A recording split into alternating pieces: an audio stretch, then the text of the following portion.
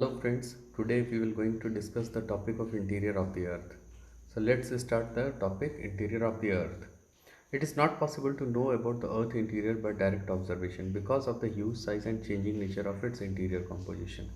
So it says that it is not possible. Why it is not possible that we are able to observe the interior of the earth by direct observation? Because of its huge size and changing nature of its interior composition. The interior composition changes according to the activity. So it is almost impossible distance from the humans to reach till the center of the earth, as the earth radius is 6370 kilometer. As you have seen that the earth radius is 6370 kilometer, so it is impossible to enter the deepest core of the earth. So through the mining and drilling operation, we have been able to observe the earth interior directly up to a depth of only few kilometers, approx 4 kilometers we are able to dig the earth interior. So from the human activity, we are only able to dig up to 4 kilometer. The deepest mine is the Ampeng gold mines, Mponeng, Ampeng gold mines, which is one of the deepest gold mines, that is up to the 4 kilometer. Now the rapid increase in temperature below the earth's surface is mainly responsible for setting up a limit of direct observation inside the earth.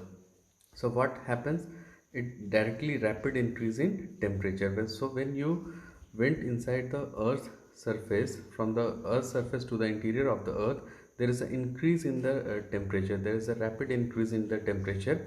So we are not able to go inside the earth surface directly, or this is the mainly responsible for setting up a limit to direct observation. So we are not able to directly observe the interior of the earth. So this is the limit, that is the increase in temperature, and basically also there is an increase in pressure. So we are not able to directly observe the interior of the earth now. But still, through some direct and indirect sources, the scientists have fair idea about how the earth interior look like. So through the direct evidences, direct sources, and through the indirect sources. So the direct sources are the rock from the mining areas, the rocks we are extracted from the mining areas, and through the help of volcanic eruption. So the vent through the volcanic erupted gives the idea of direct evidences of how the earth interior is made of. Now through the indirect sources. So by indirect sources, by analyzing the rate of change in temperature. So what we analyze? They analyze the rate of change in temperature and pressure from the surface towards the interior. So we have to analyze the rate in change in temperature and pressure from the surface to the interior of the earth from the help of meteors. So meteors, as they belong to the same type of material from the earth is made of.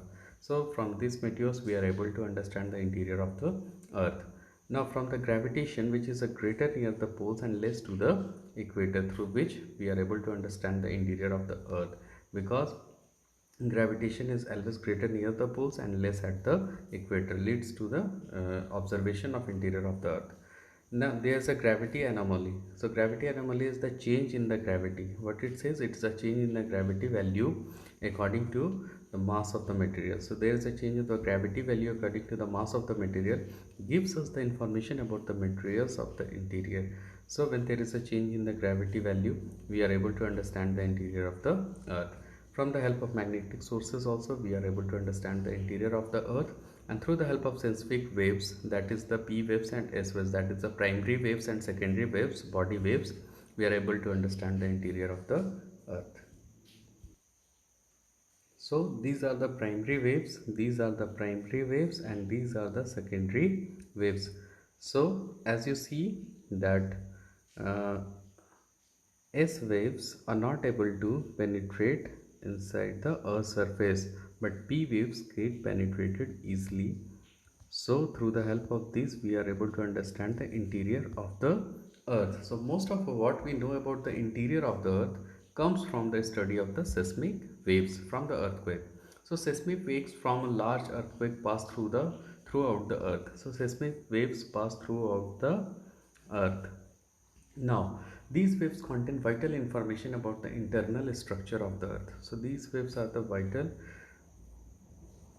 information about the internal structure of the earth. So as seismic waves passes through the earth, they are refracted or bent like a rays of light. So they are refracted or get along as the ray of light and bends when they pass through the glass prism. So because of the speed of these seismic waves depend on the density, so we can use the travel time of seismic waves to map change in density with depth and show that the earth is composed of the several layers. So basically what happens here, this layer, due to the high pressure and temperature, its state changes to solid, and in the core layer the state is in the semi-liquid due to the high pressure and temperature. So at a depth of 2900 km, it consists of a dense silicate rocks. Both P and S waves from the earthquake travel through the mantle, demonstrating that it is a solid. So it demonstrates that it is a solid in state. However, there is a separate evidence that parts of the mantle behaves as a fluid over very long geological time scale, with rocks flowing slowly in a giant convection cells. So you see that there is the shadow region. So here is no penetration of any P waves or S waves. That is from 103 degree to 143 degree.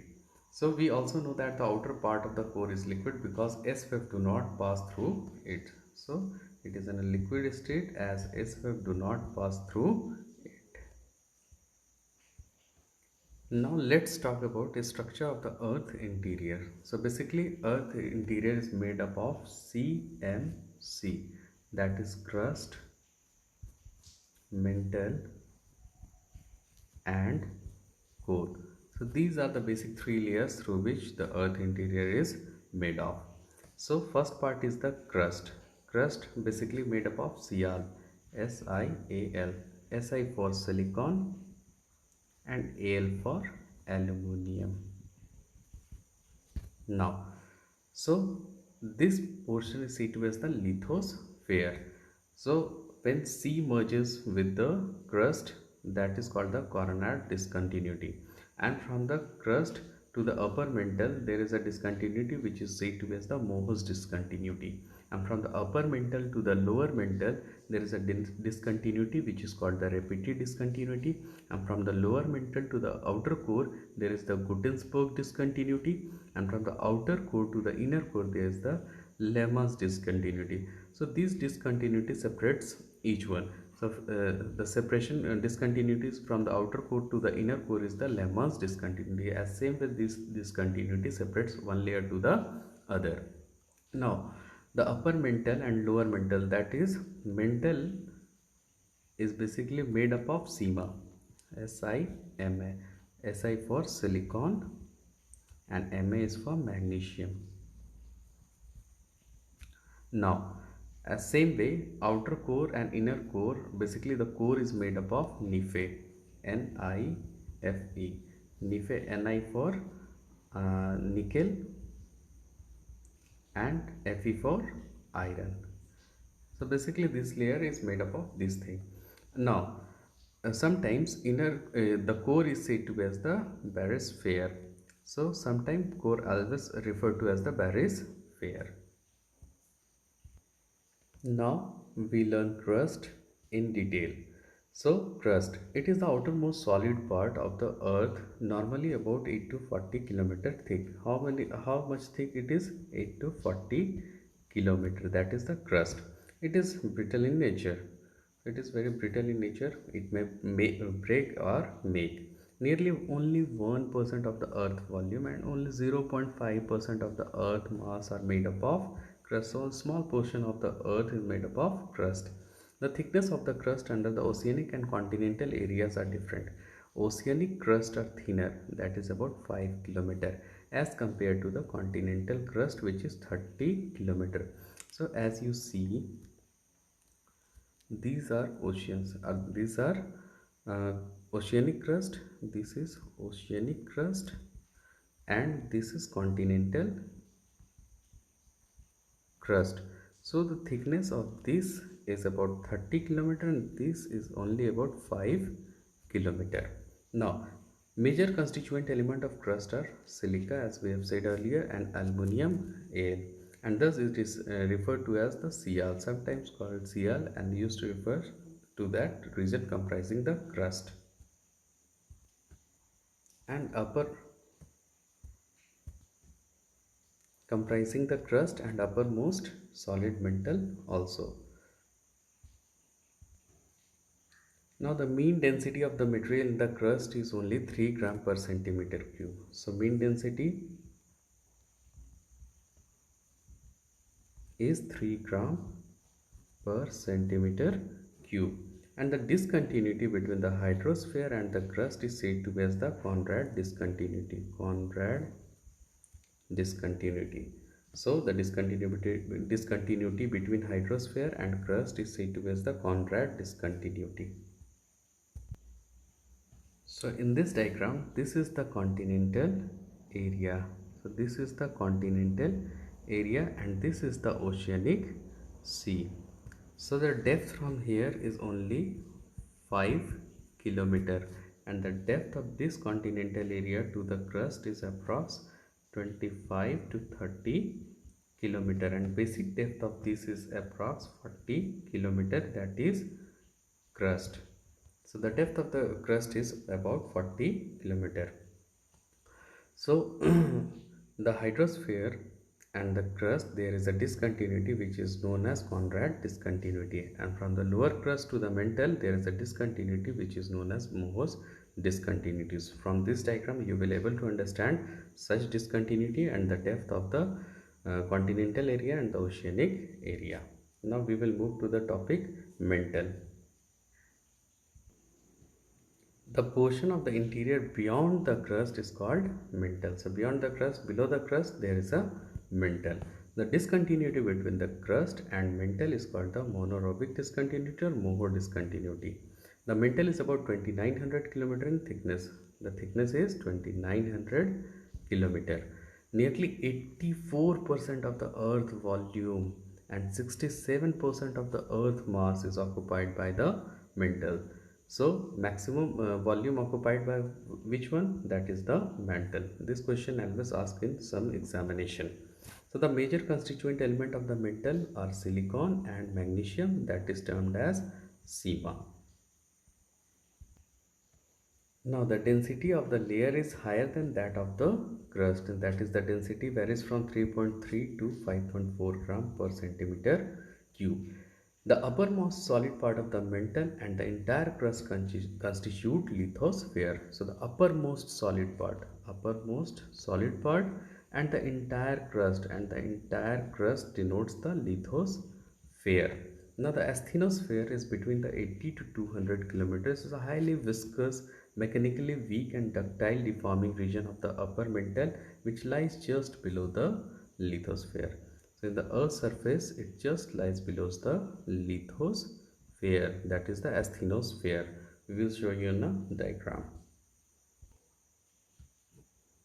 So this part is the asthenosphere. This part is the asthenosphere through which the plates move. So in further chapter, we will understand the plate tectonic activity. So how the plate move along the one part to the other through this asthenosphere. And you also know that this is the main source of magma. So question comes, which is the main source of magma? The asthenosphere is the main source of magma. So the asthenosphere is the main source of magma and is layer over the lithospheric plate or continental plate move, that is the plate tectonic activities or plate tectonics. Now the discontinuity between the upper mantle and the lower mantle. The discontinuity between upper mantle and lower mantle is called as Repetit discontinuity. So you have to memorize that the discontinuity between upper mantle and lower mantle is said to as the Repetit discontinuity. Now we will talk about the core. So it is the innermost layer, which what it is said, it is the innermost layer surrounding the earth center. So the core is separated from the mantle by Gutenberg discontinuity. So it's separated from the mantle by Gutenberg discontinuity. It is composed mainly of iron and nickel. So sometimes it is said to be as the Nife. Ni for nickel, Nfe is for iron. The core constitute nearly 15% of the earth volume. How much percent? 15% of the earth volume and 32.5% of the earth mass. So the core is the densest layer of the earth. Which one is the densest layer? The core is the densest layer and density ranges from 9.5 to 14.5 gram per centimeter cube. The core consists of two sublayers, the inner core and the outer core. So it has two sublayers, that is the inner core and the outer core. So the inner core So the inner core is in a solid state and the outer core is in a liquid or semi-liquid state. And the discontinuity between the upper core and the lower is called the Lehman's discontinuity. So the discontinuity between the upper core and the lower core is said to be as the Lehman's discontinuity. Till now we have discussed the crust, mantle and core. Now we will discuss the temperature, pressure and density of the earth interior. So first we will discuss the temperature.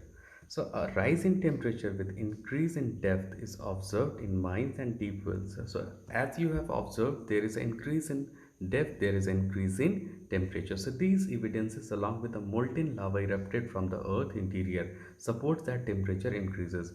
So how the temperature get increased? Because of the molten lava that is erupted inside the earth surface towards the center of the earth. So the different observation shows that the rate of increase in temperature is not uniform. So scientists have observed that there is a different observation through which they are able to understand that rate of increase in temperature is not uniform. This is not uniform or not same. So from the surface towards the earth center. So it is faster at some places and slower at the other places. So in the beginning, the rate of increase in temperature is at an average rate of 1 degree Celsius for every 32 meter. So first it increases at an average of 1 degree Celsius per 32 meter. But while in upper 100 kilometer, 100 kilometer, the increase in temperature is at the rate of 12 degrees Celsius per kilometer. So 12 degrees Celsius per kilometer, upper 100 kilometer. Now at the next 300 kilometer, it rises up to 20 degrees Celsius per kilometer. So when we get in the depth of more than 300 kilometer, it rises at an average temperature of 20 degrees Celsius per kilometer. But going further deep, this rate reduces to mere 10 degrees Celsius per kilometer. So when we go further inside the earth interior, so there is a reduced mere to 10 degrees Celsius per kilometer increase in temperature.